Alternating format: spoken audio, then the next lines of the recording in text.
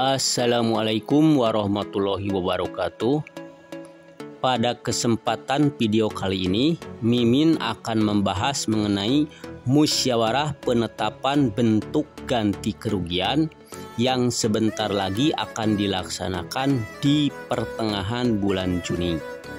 Setelah seluruh proses inventarisasi dan identifikasi selesai, di mana kalau mengacu pada surat tersebut di Kabupaten Garut terakhir dilakukan itu pada tanggal 6 Juni 2022. Kemungkinan nanti dilanjut ke Kabupaten Bandung. Hal ini Mimin mengacu pada jadwal pematokan, di mana pematokan terlebih dahulu dilakukan di Kabupaten Garut dan terakhir di Kabupaten Bandung. Inventarisasi dan identifikasi pun sepertinya akan seperti itu. Setelah 6 Juni dilanjut tanggal 7 Juni ke Kabupaten Bandung. Nah, musyawarah penetapan bentuk ganti kerugian diperkirakan untuk Kabupaten Garut dilaksanakan di pertengahan Juni setelah selesai inventarisasi dan identifikasi di Kabupaten Bandung. Oke, kita langsung saja ke topik utama, yaitu mengenai musyawarah penetapan bentuk ganti kerugian, di mana pelaksana pengadaan tanah akan mengundang pihak yang berhak dalam musyawarah penetapan bentuk ganti kerugian sesuai dengan tempat dan waktu yang ditentukan, yaitu pemilik lahan ya.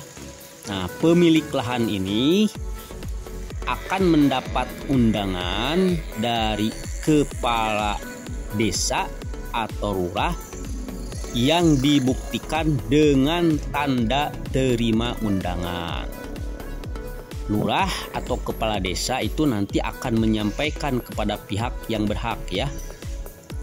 Musyawarah itu akan dipimpin oleh ketua pelaksana pengadaan tanah, didampingi oleh panitia publik dan instansi yang memerlukan tanah ya. Adapun bentuk ganti kerugian ini hal tertentu yang dimaksud ya. A. Anggaran yang tersedia tidak mencukupi. B. Pihak yang berhak tidak hadir saat jadwal pembayaran ganti kerugian. C. Terdapat persoalan keamanan, ekonomi, politik, sosial, budaya, dan atau persoalan teknis lainnya. Jadi ini mengenai bentuk ganti kerugian ya. Prosesnya seperti itu.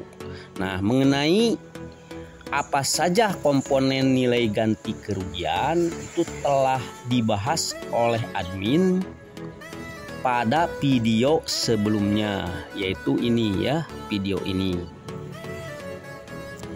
Dilanjut, bentuk ganti kerugian yang dimusyawarahkan nanti akan dimusyawarahkan berupa pilihan dan alternatif bentuk sebagai berikut. A. Ada yang berupa uang. B. Tanah pengganti. C. Pemukiman kembali.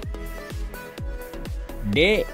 Pemilik saham, jadi kepemilikan saham.